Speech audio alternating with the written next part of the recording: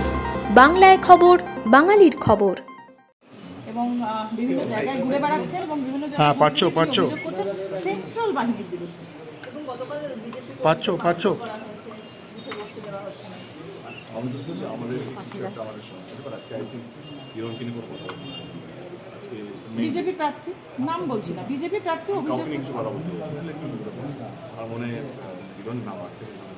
আমি তো 3 মাস ধরে যা মানে সবাই যেন মিথ্যে কথা বলে বলে সারা 3 মাস তাকে দিয়ে করে এবং আমার আজকে আসনটাকে ও আজকেও কিছু একটা হেডলাইন থাকার জন্য চেষ্টা করছে এবং ওনাকে শুভেচ্ছা এবং ওনাকে শুধু ওনাকে ঘাটা লোকসভা কেন্দ্রে যেই দলের প্রার্থী আজকে দাঁড়িয়েছে তাদেরকে শুভেচ্ছা এবং ভোটারদের ঘাটা লোকসভা কেন্দ্রে যেটা আমার কেন্দ্র 10 বছর ধরে ছিল এবারও আমি দাঁড়িয়েছি এখান থেকে প্রত্যেকে বলবো কি আসুন আপনাদের মন পছন্দের প্রার্থীকে ভোটটা দেন, কোনো অসুবিধা নেই, কিন্তু আসুন ভোটটা দিন। আমাদেরকে একটা যেহেতু এই বছর পার্সেন্টেজ অফ ভোট অনেকটাই কমে গেছে আগের থেকে, আমি চাই অন্তত ঘাটা লোকসভা কেন্দ্রে নিজেদের ডিগনিটিটা বা যেই পার্সেন্টেজ অফ ভোট আগে পড়তো সেই পার্সেন্টেজ অফ ভোট যেন এবারে হয় এবং প্রত্যেকটা মানুষ তার অধিকারটা যেন পায় ভোট দেবে। বিজেপি প্রার্থী বলছেন যে পুলিশ কেন্দ্রীয় বাহিনী আর টিএমসির মধ্যে গটাপ হয়ে গেছে। বললাম ওখানে আমি কিছু বলতে পারবো, ও তো সারাদিন এটা বলবো এবং অ্যাটলিস্ট তোমাদের জন্য তো কিছু হলো মানে তোমাদের কিছু পেলে, দেবের কাছে কিছু নিউজ নেই, তোমরা বলছি এখন ইন্দ্রাণীর কাছে চলে যাও, আমার কোনো উত্তর থাকবে না আজকে সারাদিন, তোমরা ওয়েস্ট করো তোমাদের টাইমটা।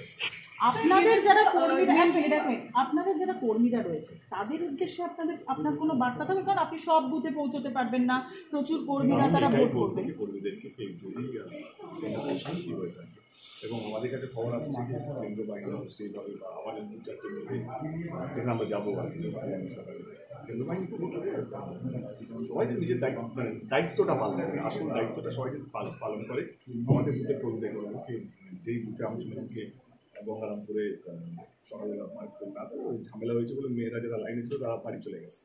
পুলিশকে বলবো, প্রশাসনকে বলবো মাইকিং করে সব মহিলাদেরকে বা ওই গ্রামের মানুষদেরকে আহ্বান করাকে চলে আসুন ভোটটা দেওয়ার জন্য। কমিশনকে কিছু জানিয়েছেন? দল জানাচ্ছে। অভিযোগ করছে কেশপুর আনন্দপুরে নাকি বোমা বৃষ্টি হয়েছে, একবার রাত ভোর বোমাবাজি হয়েছে অভিযোগ।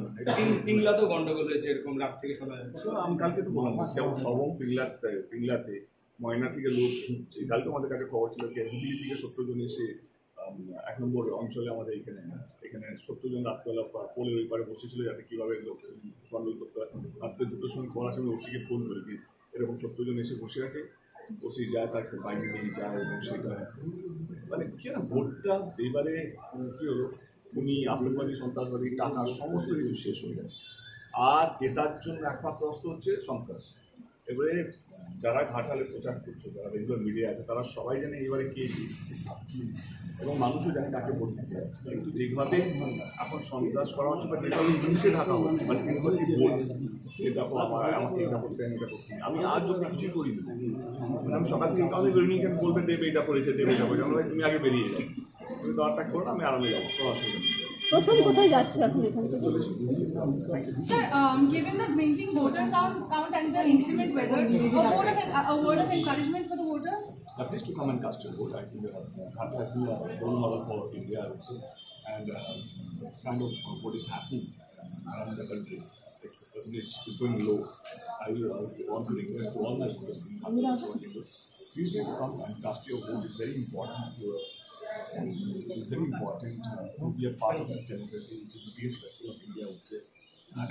Be a part of it and let's celebrate. দেবে হিন্দিতে একটু বলে দেবে, আমি খুব ভালো হিন্দি। আমাদের খবরগুলি নিয়মিত দেখতে চ্যানেলটি সাবস্ক্রাইব করুন এবং বেল আইকনটি ক্লিক করুন।